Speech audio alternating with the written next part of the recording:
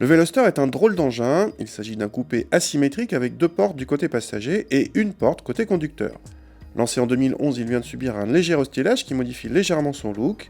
Les prises d'air sur le capot ont disparu et le tour de calandre n'est plus couleur carrosserie mais gris métal.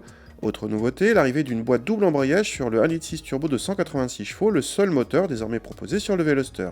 Le 1,6 litre atmosphérique a disparu. Il avait été évoqué une puissance en hausse à l'occasion du restylage, mais elle reste finalement de 186 chevaux.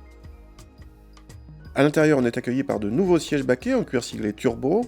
À part ces sièges et les compteurs, rien de bien nouveau à bord. On retrouve une qualité de présentation pas très flatteuse, mais une ergonomie correcte et un équipement assez fourni avec le toit vitré ouvrant en série. Les équipements high-tech tels que le freinage automatique manquent toutefois à l'appel. À l'arrière, la banquette ne compte que 2 places et les grands auront la tête dans la lunette arrière. Le coffre peut embarquer 320 décimètres cubes de bagages, un score modeste et le seuil de chargement est trop haut. A défaut d'avoir une voix agréable, le 1.6 turbo se montre discret à bas régime. Grâce au turbo, il relance logiquement assez tôt, mais la montée en régime est linéaire et avare en sensation. On a même l'impression que ce 1.6 n'aime pas s'approcher de la zone rouge. La boîte double embrayage est douce, mais manque parfois de réactivité. Elle convient pour la balade, mais assez peu pour la conduite sportive, même en mode séquentiel.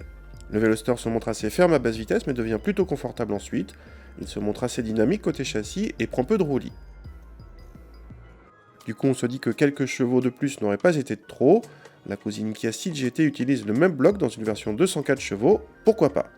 Car en état, ce Veloster Turbo est un peu fade à conduire en regard de son look décalé et de son côté atypique.